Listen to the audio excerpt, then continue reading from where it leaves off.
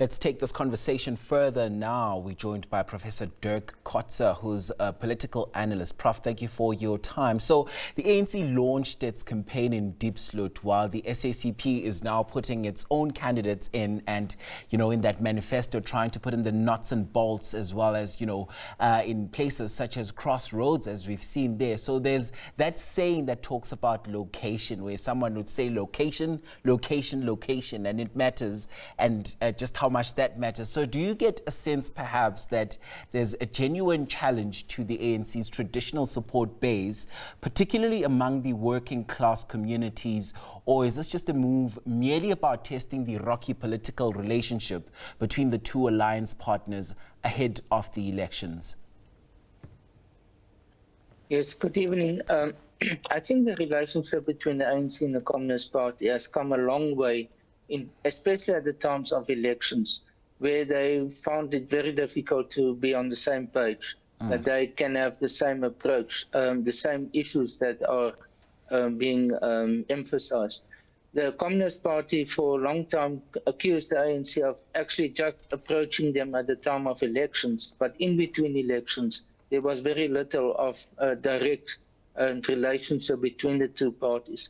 For example, they accused, and it brings Cosatu also into the picture, of that the Summit Council, the Alliance Council, they wanted to meet in order for the three components to come together and talk about it at the highest level. Most of the time, there's only contact at the secretariat level. So as a result of that, it is why the Communist Party then decided to go on their own. They've already participated in some by-elections, not done very well at all, actually very poorly. So it will be very interesting to see now with this election whether they will be able to move beyond their what they've done in the by-elections, which, as I've said, has not been very impressive at all. I think the main problem is that the Communist Party is relying a lot on the support of trade unions. But Cosatu has now indicated today again, with the launch of the ANC's election manifesto, that they support the ANC. So that is, I would say, a very serious setback for the Communist Party, that they don't have the public support of Cosatu and their members. And still on that, just Prof, what does this then mean now for this seemingly rocky relationship that is not going to be fixed anytime soon from where I'm sitting? Well, I think the fact that the Communist Party has decided to go on its own in this election really threatens the coherence of the tripartite alliance and the future of the alliance. If they are not anymore cooperating at the time of elections, then the question is what is actually left of the alliance? Because as I've said now earlier on, there's not much of an ongoing contact between the three components of the alliance on a regular basis. And if that is not the case, they don't participate in elections, then the question is what really remains the content of this alliance.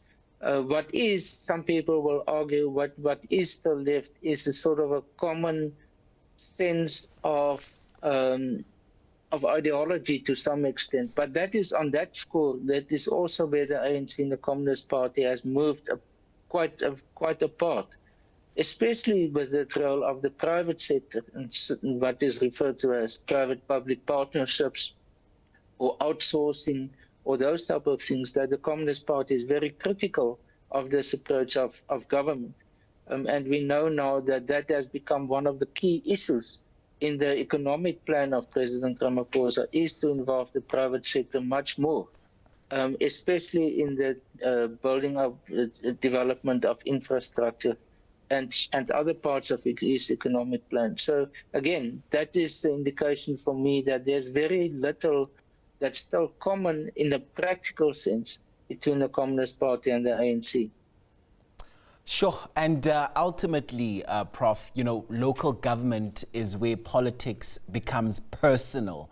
I'm talking about water that doesn't come, the electricity that goes off, the potholes down the road, and the person that ultimately cannot find work. If we strip away the political language of these manifestos that we've seen, just what are some of the biggest tests that the ANC will face come election day? Well, the 6 points that you have referred to in the introduction is no one in the ANC will say it's new. It is sort of established focus points at local government level. It's very similar to, for example, that was included in the election manifesto of 2021, the previous local government election, and even the one of 2016. So it is not so much about whether they will identify new areas of focus in terms of policy issues or implementation of policy. I think so in that sense, this is not a new agenda that's being presented by President Ramaphosa. I think what he has said, and the facts which you have shown earlier on, that he really conceded that the ANC has not done well lately at local government level, and that they take responsibility for the problems, whether it is infrastructure, water, electricity, that list goes on. I think what is now for the ANC the big challenge, and this is what this election is, I think, is all about, is to what extent can they turn around the public perception, because the ANC has lost support at least since 2016 at local government level, when they lost the control of the metros. And to what extent will it be possible for them to turn around this trend? Now, what makes it more difficult for them is what we just talked about, and that is that the Communist Party has now moved away from them. But together with that is the formation and now the participation of the MK Party, because we've seen in 2024 that the losses of the ANC in that election went primarily to the MK Party. So the MK Party will obviously participate in this election, and in places like eThekwini and other parts of KwaZulu-Natal, they might take quite a lot of the ANC support. All right, Prof, I must thank you so much for your time and insights on the program. That's Professor Dirk Kotze, who's a political analyst. Thanks so much indeed.